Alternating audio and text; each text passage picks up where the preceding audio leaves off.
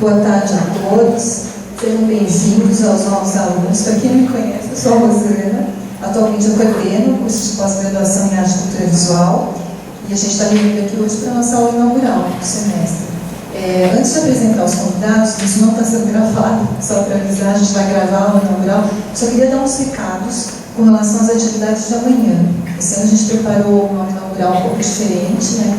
Que vem 3 convidados, cada convidado vinculado mais a uma das linhas de pesquisa que constitui o nosso programa.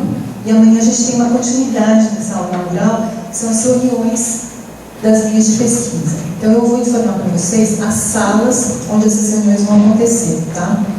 Eu enviei um e-mail para todos vocês com os resumos, os currículos dos convidados, os títulos das apresentações e com as orientações gerais dessas atividades. Espero que vocês tenham recebido. Como a gente está acontecendo essa semana calorada, que é a recepção dos alunos ingressantes na graduação, para evitar o choque das atividades, eu desloquei as reuniões para o prédio do Mídia Lab, tá? Então, os integrantes, professores e alunos das linhas A e C vão se reunir amanhã a partir das 11 horas, a linha A no auditório do Mídia Lab e a linha C na sala de reuniões, das 9 às 12. Né? E na sala 19, os integrantes da linha B. Tá? Então, A e C no Media Lab. Aí, dependendo do número de pessoas que tiver amanhã, que a gente tiver amanhã, a gente decide qual é a sala que cada linha vai ocupar, porque uma sala é maior. Acho que o auditório tem a capacidade um pouco maior que a sala de reuniões, tá certo? Então, fica assim dividido. A e C no Media Lab, a partir das 9, e a linha B na sala 19, aqui na FAB, tá certo? Então, a reunião é aberta para todos os alunos e professores, espero que vocês participem e aproveitem a presença dos convidados, tá certo? Com relação ao calendário das atividades, semana que vem eu vou reagendar aquela reunião que a gente tinha marcado com os alunos para as informações iniciais, né? Mas vocês vão ser informados com antecedência. Então, eu só peço que vocês salvem o calendário, que já está disponível no site da pós, tem o calendário, tem todas as atividades, reuniões, datas que nós vamos receber professores visitantes, pesquisadores visitantes durante todo o semestre. Então, guardem esse calendário, imprimam e tenham sempre ele por perto para consulta, tá certo? Certo, só precisa abrir o... Então, essas são as informações gerais que eu tenho para dar para vocês. Como eu disse, essa apresentação vai ser gravada e disponibilizada posteriormente no site da pós. Né? As apresentações são em sequência, cada convidado fará uma apresentação de até 40 minutos. Ao final da última apresentação, a gente abre para perguntas e ao final vão ser lançados alguns títulos que eu já informei para vocês, de autoria da professora Marilda e da professora Silvia Fregatti. Tá certo? Queria aproveitar por último, apresentar o nosso novo pesquisador visitante, que a partir desse semestre passa a constituir o nosso programa, que é o professor José Ribeiro, de Lisboa. Bem-vindo, José Ribeiro. Obrigado. Primeira atividade que participa. Ele vai se vincular à linha C de pesquisa, então provavelmente ele participará da reunião da linha C amanhã. Tá certo? Então, obrigada pela presença. Eu vou apresentar agora os nossos convidados. Para mim é muito prazeroso receber os 3 juntos. Já posso dizer que são amigos, alguns já frequentam a FAB já há algum tempo, participando de eventos como nosso seminário anual, participam de atividades regulares de linhas de pesquisa. E quando a gente pensou no tema da aula inaugural, quer dizer, na verdade a proposta de trazer esse questionamento que a arte pesquisa em tempos de crise, não é falar sobre a crise, mas é falar sobre o que se faz em tempos de crise e o que se faz no contexto da pesquisa em arte. Então, os 3 convidados tiveram, eu fiz essa pergunta para os 3, consultei os 3 e as apresentações deles giram em torno desse questionamento, tá certo? Então, eu vou apresentar, a primeira pessoa que vai se apresentar é o professor Rodrigo Vivas. Ele é professor da Universidade Federal de Minas Gerais, ele é doutor em História da Arte pela Universidade Estadual de Campinas e atualmente ele coordena o Centro Cultural da UFMG, além de ser professor do programa de pós-graduação em artes da UFMG. Então, obrigada pela presença, espero que volte muitas outras vezes e seja conosco daqui para frente, tá?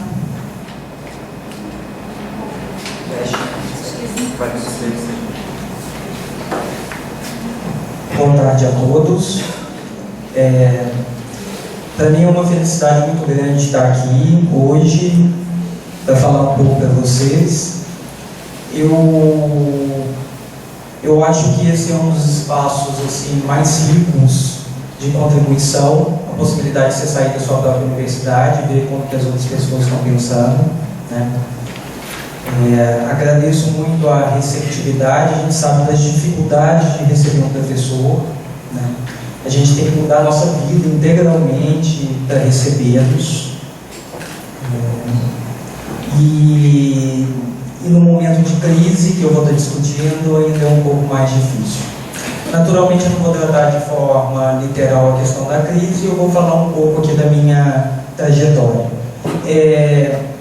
Eu escolhi duas apresentações, uma primeira apresentação e uma segunda parte da apresentação. Em linhas gerais, eu vou dizer como que eu tenho trabalhado, e depois, na segunda parte, eu vou fazer um estudo de caso de como esse trabalho está sendo desenvolvido. Eu peço gentilmente que eu seja alertado quando faltar 10 minutos para ser educado com o restante da mesa, para a gente ter um debate também. Eu acho que a primeira coisa que eu gostaria de dizer é que há 2 anos atrás, não vou precisar datas porque senão denuncia a minha idade, senão eu vou ter que ficar falando de décadas, é muito desconfortável para os jovens. A pessoa fala assim, nos últimos 20 anos, é péssimo. Então, eu vou dizer que nos últimos anos, nos últimos 5 anos, eu não imaginaria fazer essa fala que eu estou fazendo agora. Isso já é para mim uma questão completamente distinta. Por quê?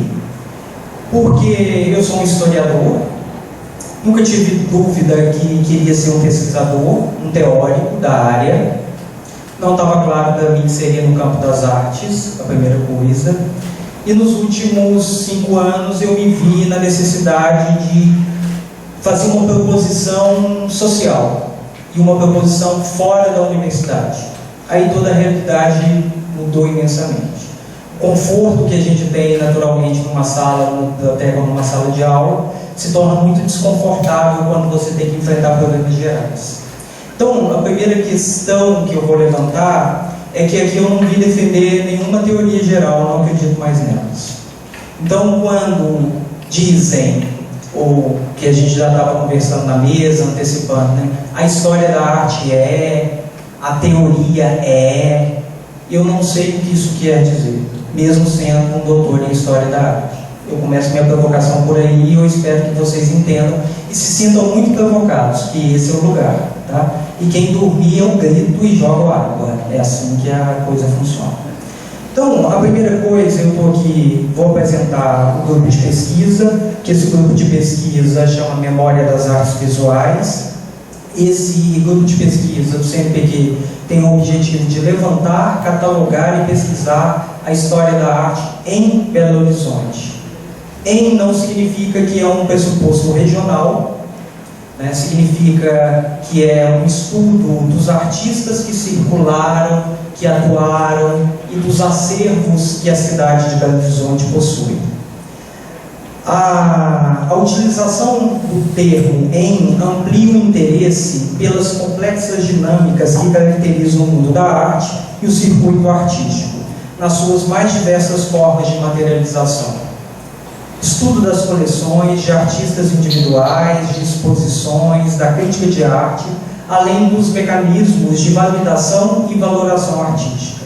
Nesse sentido, o estudo dos salões transforma-se em uma experiência fundamental e será abordado ao longo da minha fala. Demarcando também um outro território. A pesquisa realizada tem como foco as pesquisas sobre arte e não propriamente as pesquisas em arte. Mas acho importante contextualizar o interesse por esse tipo de pesquisa. Minha formação inicial em História foi realizada em Ouro Preto, com a convivência diária e constante com o cenário artístico. Não o cenário artístico institucional ou institucionalizado, mas o cenário marcado na pedra, na terra, na veia. Como não ser contaminado com uma experiência como essa? Mas não tive naquele momento nenhuma reflexão específica do campo. Aproximei-me da teoria. Meu interesse inicial estava nos formalistas russos, como também na estética da recepção de matriz alemã. Um percurso natural foi lecionar as disciplinas do campo da estética durante muitos anos. Algo, entretanto, me chamava bastante atenção. Como uma capital como Belo Horizonte não possuía acervos, museus ou qualquer experiência ligada à experiência artística. Como se sabe, Ouro Preto passa a representar o passado colonial, sendo necessário um projeto moderno, a cidade de Minas. Mas o que aconteceu com os artistas e suas produções? É necessário perceber que essa é uma formulação mais próxima da intuição baixa que apresenta Carlo Ginzburg que uma hipótese de pesquisa. O primeiro passo, ainda como historiador, foi buscar nos jornais alguma informação sobre artes visuais. Não sei se eu estou me fazendo entender. A primeira questão que eu me perguntava em Belo Horizonte era, afinal, 100 anos de história, por que a gente não tem nenhum museu público de artes visuais com coleção de longa duração? Além de um boteco que você pode visitar em Minas Gerais, que é clássico, e se eu quisesse ter alguma aproximação com o campo das artes visuais, o que eu deveria fazer? Ir para São Paulo ou para o Rio de Janeiro? Então, a partir desse momento, a pesquisa quase arqueológica foi perguntar o que aconteceu com essa história. O que aconteceu de fato com essas coleções? Existiram coleções ou não existiram? Existiram artistas e assim por diante. Então, o que eu comecei a fazer então foi uma ampla pesquisa dos jornais. E quando eu comecei a fazer o levantamento, o universo que se abriu foi um universo praticamente absurdo. A cada espera de um novo volume, de um novo ano, de um novo mês, vinha acompanhado de uma nova surpresa. Quem já trabalhou em arquivo sabe da dificuldade, nada está digitalizado. Então você pede lá o mês diário de Minas, 1912. Vem um caderno com 3 meses.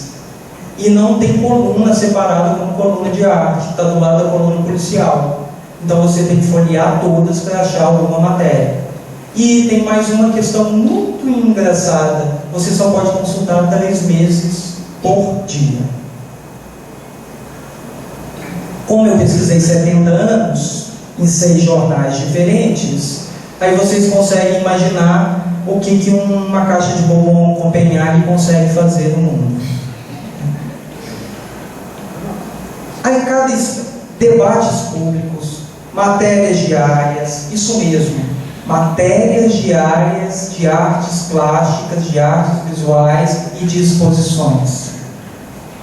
Filas para as exposições. Igrejas não consagradas, com debate público, que é a igreja do Portinari, do Niemeyer, boicote à Bienal. Ao perceber esse universo, com a cara de pau de quem visita um desconhecido sábado de manhã, comecei a bater nas instituições. Para falar a verdade, está sendo gravado, mas não eu vou ser processado mesmo. Mas com a cara de pau de uma pessoa que toca a campainha e fala assim, ok. A pessoa pergunta, você sabe qual é o verdadeiro nome de Jesus? Sábado de manhã. E você olha para a pessoa e fala assim, não sei. Eu falo assim, eu posso subir para conversar com você? Esse era o mesmo constrangimento que surgia quando você batia numa instituição e perguntava, aqui, tem obra de arte aqui? Ninguém sabia responder. Ao perceber esse universo, fui ao primeiro museu denominado Museu de Arte da Pampulha. Nunca tive coragem de perguntar, porque eu era intelectual na época, por que raios é um museu? E a Casa do Bairro ou a Casa JK não era. Então pensa bem, é um prédio. Se é um prédio, por que ele se chama Museu de Arte da Pampulha? E a Casa do Bairro ou a Casa JK ou iate, que é a construção do complexo da Pampulha, não se chama museu. Percebam que eu estava fazendo as perguntas mais idiotas do mundo, mas perguntas tão idiotas que ninguém tinha coragem de perguntar. A partir desse momento, bati. 6 meses depois, consegui entrar na reserva técnica do Museu de Arte da Pampulha, depois de muitas negociações. Para além do barroco, para falar a verdade, quando essa pesquisa iniciou, já serve por uma provocação da Silvia, que veio me provocando, todo mundo que vai falar de Minas acha que nós somos barroco até debaixo d'água.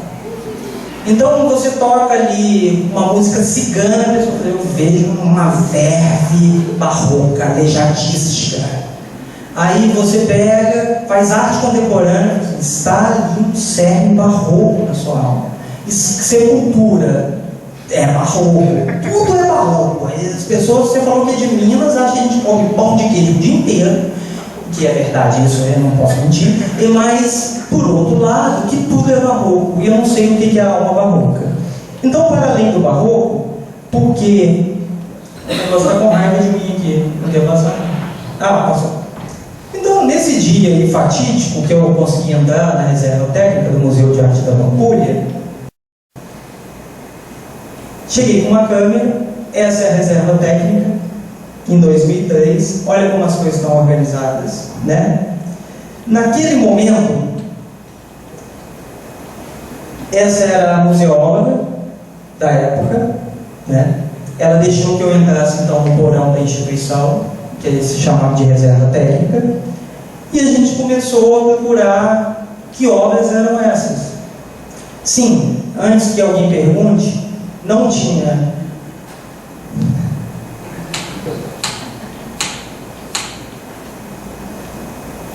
Rosana, isso cara, você é muito brilhante. Adorei você. Nesse momento, e as fotos são muito bem feitas, porque eu sempre fiz fotografia de arte desde criança, né? Quando você faz uma foto toda desfocada, a gente fala que é fotografia de arte. Então foi esse caso. Nós estávamos olhando que obra era essa. Não sabíamos. Em 2003, 90% da coleção não estava cadastrada, não sabíamos de quem era a obra, autoria, nem nada disso. Era um verdadeiro mistério. Mas está dando muito pulo aqui, gente.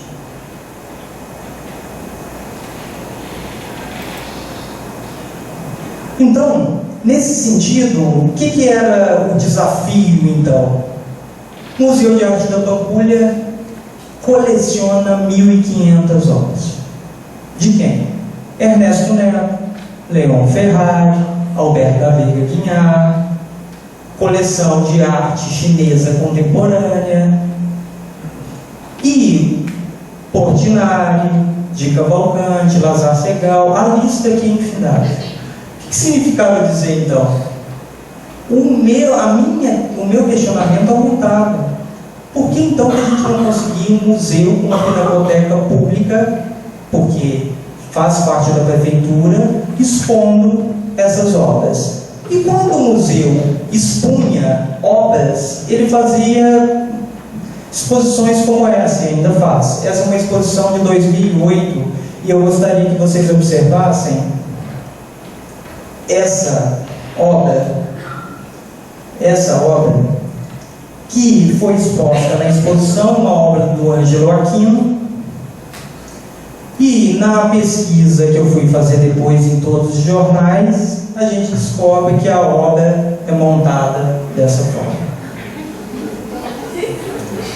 Então, sem ser muito categórico, eu posso dizer que 90% das obras contemporâneas que foram mostradas no Museu de Arte da Prefeitura e as obras históricas foram mostradas erradas. Por quê? Porque não tem pesquisa, não tem valoração, validação e nenhum tipo de interesse em termos de exposição.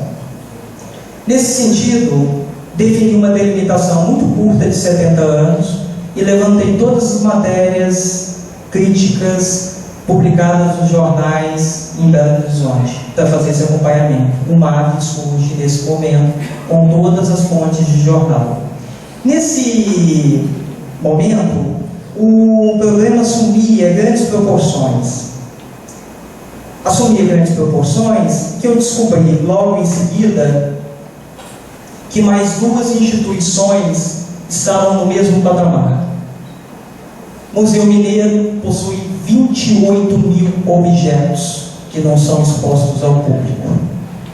O Museu Histórico Abílio Barreto, mais de 10 mil objetos. Olha, eu estou falando aqui que a gente não consegue nem discutir se é um objeto que pode entrar numa chancela como valor artístico ou não. Então, estamos numa etapa anterior, que os objetos foram reunidos e não foram pensados, estudados, funciona como um depósito. Em uma tarde que a energia de pesquisador nos falta, com tanta necessidade de negociação com as instituições, olhei para a minha biblioteca. No primeiro volume, o subtítulo era A Arte Morreu. No segundo, a história da arte morreu. Tudo era morte na discussão. E eu comecei a me ficar muito incomodado com a situação, porque eu percebi, e essa é uma provocação gratuita, que no Brasil a gente está muito mais próximo da necessidade de fazer composições à la Vasari do que à la Danto. Estamos trabalhando diariamente com um debate intelectual da desconstrução, sem levar em conta um primeiro princípio da construção. Eu não estou dizendo que essas teorias a gente deve voltar no século XVI, não é uma reivindicação tão tola, mas a reivindicação seria: por que a gente não conhece a nossa própria experiência artística? Então, quando a gente diz a história da arte está em crise, eu digo, qual? Quando as pessoas dizem a história da arte, eu não aguento mais estudar a história da arte, onde você estudou? Eu queria saber. E por quê? Porque eu nunca estudei, mas eu sou fruto de escola pública. Então, eu me aproximei de um estudo do Castelo Novo, que foi escrito em 1982, que ele escreveu um texto chamado De que estamos falando quando falamos de história da arte? Então, o Castelo Novo foi perguntado uma vez, nessas perguntas de final de palestra: aqui, você poderia me dizer, por favor, o que é história da arte? Fica parecendo aqueles alunos no final da disciplina de estética, depois você estudou 15 filósofos, lendo parágrafo por parágrafo. Aí ele pergunta: professor, você falou 6 meses, mas você não podia me dar uma definição de estética aí, não? Eu falei: estética é aquilo que você faz no salão de beleza. Depois de 6 meses, se eu precisar dar uma única definição, essa é a única segura. As outras, a gente demoraria mais 6 meses de curso. Então, nessa pergunta, ele conta que ele ficou muito embaraçado. Embaraçado com o quê? De onde eu vou começar? Eu começo de Michelangelo ou de outro? Eu começo da arte grega ou de Tiziano? E eu me fiz essa pergunta. Se a gente for falar de história da arte brasileira, de onde a gente vai começar? Não conhecemos nada do que foi produzido no Brasil em termos de história da arte. Temos um conjunto de eventos parciais, localizados no Rio de Janeiro e São Paulo, e quando a pessoa diz, a semana de 22 foi isso, e o que aconteceu no Brasil inteiro? Vocês conhecem a imensidão do Brasil? Eu não conheço. Então imagina quantas produções a gente teve e que não teve voz, não teve olhar, não teve possibilidade de divulgação e de estudo. Eu estou citando só um caso específico. Então, essa é a primeira passagem que eu faço. Eu saí de uma área acadêmica hard e comecei a escrever textos de divulgação. O primeiro texto de divulgação que eu escrevi se chama O que queremos dizer quando falamos de história da arte no Brasil, de 2012. O que eu escrevi nesse texto? Eu escrevi uma coisa muito simples, que era: afinal, eu gostaria de conhecer mais sobre a história da arte no Brasil antes de construir uma visão. Como você pode construir uma narrativa se você não sabe os elementos que compõem essa narrativa? A visão seria sempre provisória. Então, a partir desse momento, depois com o doutorado na Unicamp, que para mim foi revelador, porque eu sou muito feliz de ser considerado um conservador da área, conservador no sentido péssimo do termo, porque eu cheguei numa aula, eu fui fazer doutorado na Unicamp por pura ingenuidade. Passei por uma prova de iconografia por pura ingenuidade. Eu dava aula na comunicação há 10 anos. E falei, já que eu estou fazendo esses estudos aí, querendo fazer uma coisa mais na área de história da arte. Eu não sabia o que era história da arte. Fui lá. Já tinha ouvido falar de George Porto, o que é a arte. Eu falei assim, eu vou chegar arrasando lá. Aí cheguei arrasando mesmo. Passei na prova, não sei como. Olhos azuis abrem portas. E esses mitos que a gente escuta, né, sempre. Precisa de indicação, só passa quem é indicado. Não conhecia ninguém da Unicamp. Quando eu fui prestar um concurso na Escola de Belas Artes, não vai não, precisa de indicação, só passo. Passei também.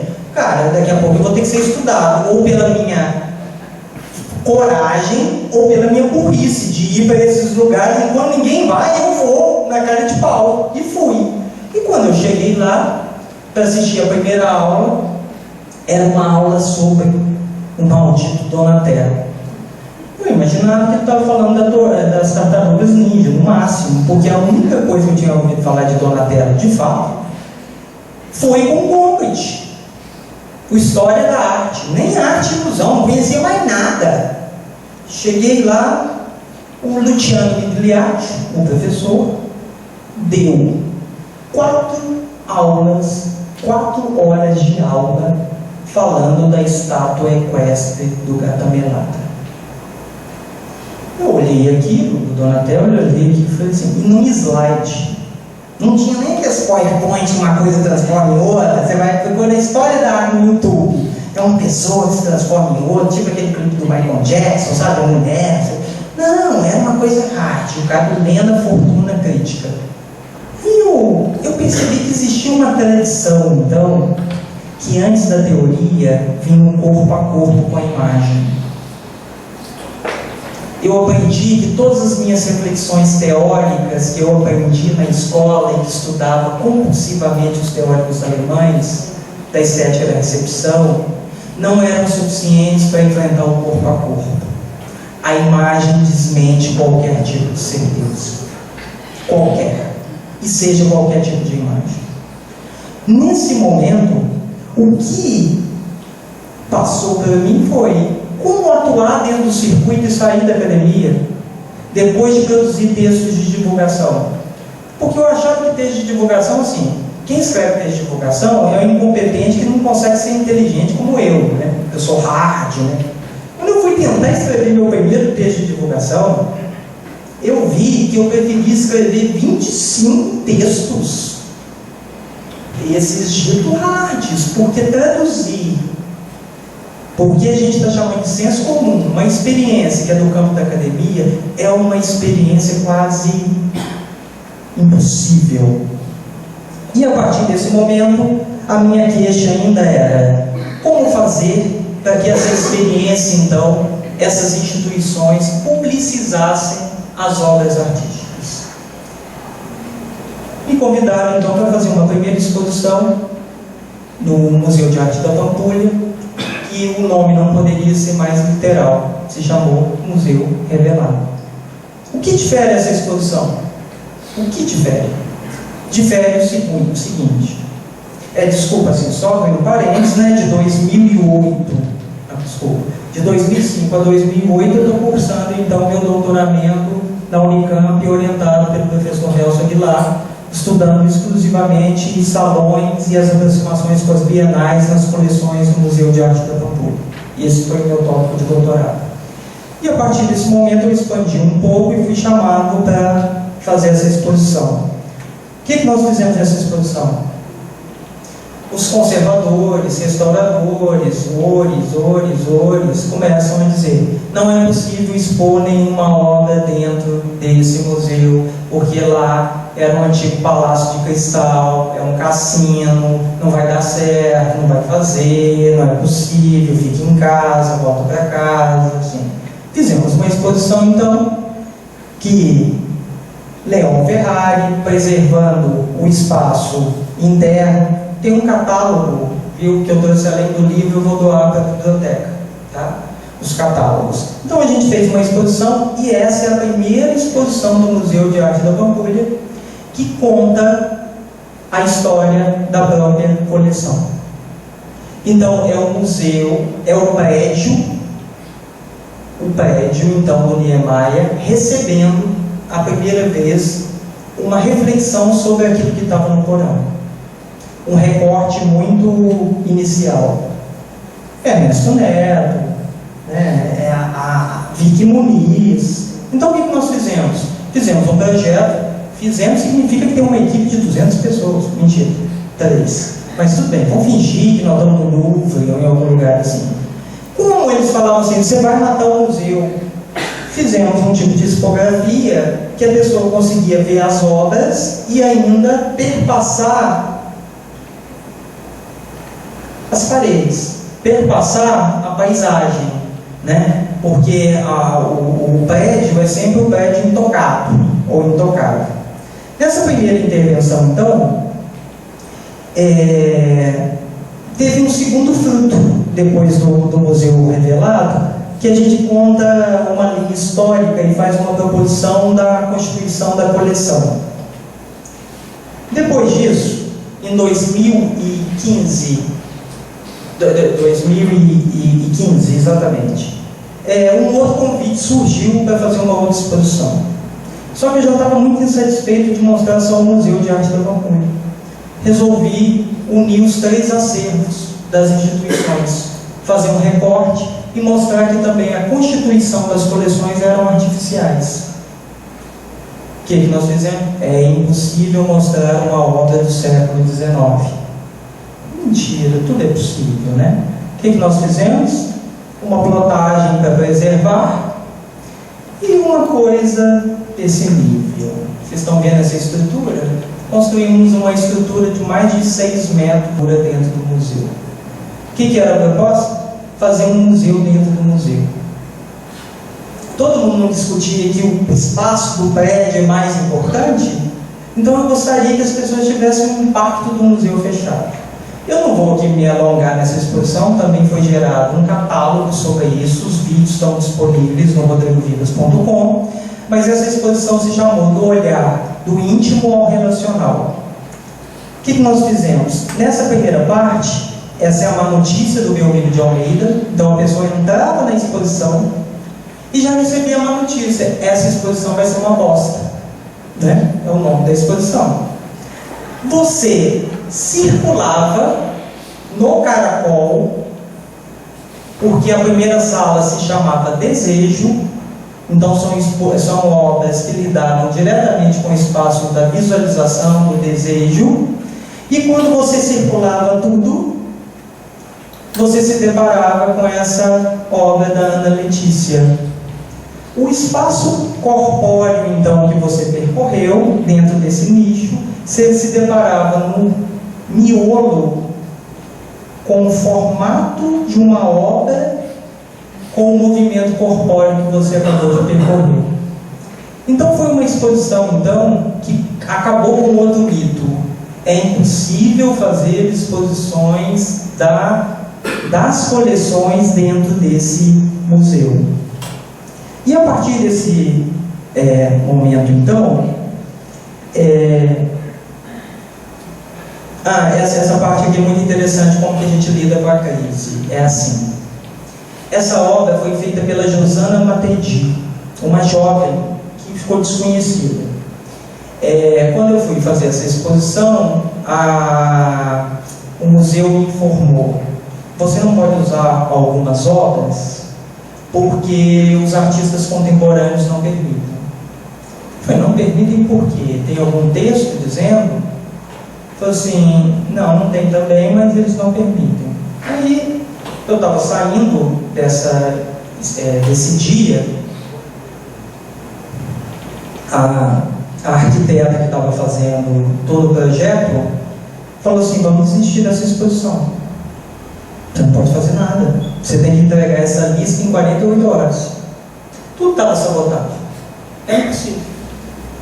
Aí ela falou assim: o que nós vamos fazer? Eu falei: beber até morrer. Ele vai fazer outra, eu rezar no pedido, então vamos beber. Aí ela falou assim, eu falei assim: não, eu vou fazer uma outra coisa. Ela falou assim: o que você vai fazer? Matar o povo do museu? Eu falei assim: não tive essa ideia, mas é uma ótima. Eu vou entrar em contato com todos os artistas contemporâneos vivos na cara de pau no Facebook e vou pedir autorização. Eu disse: meu filho, você tem 48 horas. Em 10 horas eu tinha o contato de todos os artistas contemporâneos que cederam gentilmente a possibilidade de expor as obras. Essa obra, por exemplo, estava na Praça do Papa, num lugar distante. Não, você não vai poder usar essa obra porque essa obra vai custar 100 mil reais para trazer. Eu falei: tá certo.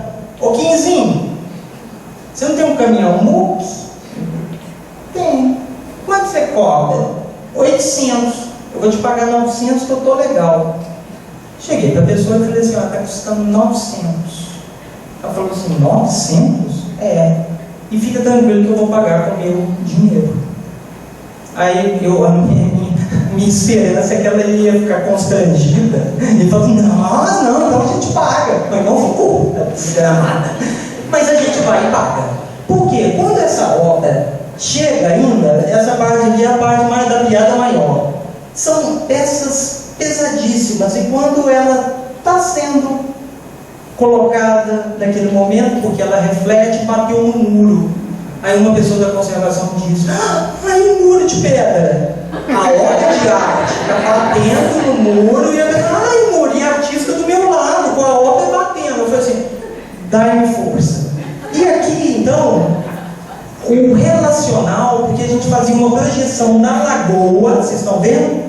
E do museu, na última sala do museu, você chegava para o espaço mais fechado, para o espaço mais pleno da natureza, né? O que dá força nesses momentos é o seguinte: se aproximou duas pessoas e me disseram assim: aqui, que bonito, hein? Eu vou vigiar para você, tá? Não, eu posso me aproximar? Eu falei: pois não, se aproxime, está no jardim do museu. Aí os dois viraram assim: olha, eu vou vigiar essas obras para você.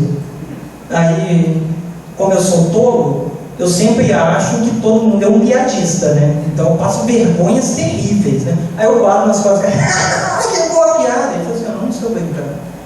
Eu falei assim: mais um louco. Aí ele falou assim: nossa, gostei muito, essa exposição muito linda, não sei o que, não sei o que. Quando veio, o cara, o segurança chegou para mim e falou assim: sabe quem são essas pessoas? Eu falei assim: não. Os dois moram naquela rede de esgoto ali, ó, naquela saída de água, que dá de frente para o museu. Você vai ver a fogueirinha deles. E eles não estavam brincando. Eles criaram uma afetividade com essas obras, se sentiram incorporados, né? E ofereceram. O que eu fiz questão de fazer? Ir lá e falar assim: no lançamento vocês estão convidados, são meus convidados.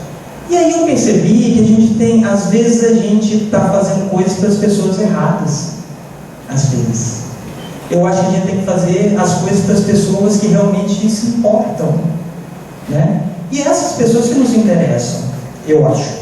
Então, nesse sentido, já está na minha hora?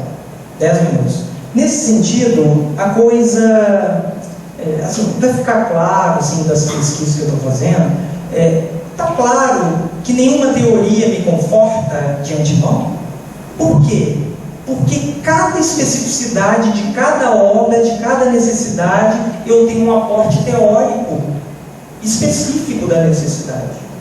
Então coincidiu também, um acaso, eu fui convidado para dirigir o Centro Cultural UFMG, que fica no hipercentro da cidade, que a gente chama de Baixo Centro. É uma construção de 1904, e eu queria que vocês entrassem, conhecessem, e nesse sistema então de intervenção social para pensar essa dinâmica da crise, criei um cinema gratuito para o hipercentro. Criei uma residência artística, ok? Criamos uma residência de artes cênicas.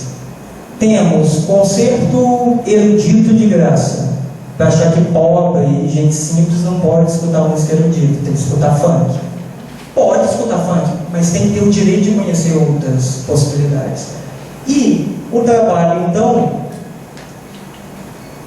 o trabalho cresceu imensamente. Nesses últimos tempos, eu, junto com a equipe, são 15 funcionários, mais 10 bolsistas, mais bolsistas CNPq, mais doutorando. Nós fizemos mais de 15 curadorias, todas com textos autorais meus. Não é porque eu sou foda, é porque ninguém quer trabalhar de graça. E eu faço de graça, para a coisa movimentar. Então a gente faz o lançamento, faz a cobertura, faz a divulgação. Essas foram as exposições. A última que está agora, que eu pensei que eu teria mais 7 horas para falar, é a Imersão em Fúria, do Paulo, que em outra ocasião eu posso dizer como que esse processo para repensar uma série de artistas que trabalham no Brasil e não tem condição mínima de quê? De visibilidade, de expor trabalhos, de viver com o seu próprio trabalho e, principalmente, fazer uma reflexão sobre o seu próprio trabalho em diálogo com a sociedade e em diálogo com outros artistas. Na Escola de Belas Artes, por exemplo, da UFMG, não tem uma galeria de arte. Como que um espaço como esse, né, que é uma escola de belas artes, a pessoa não tem uma experiência mínima de exposição? Então, em certa medida, esse é meu convite para o debate. Eu agradeço muito e estou à disposição de vocês para a gente conversar. Obrigado.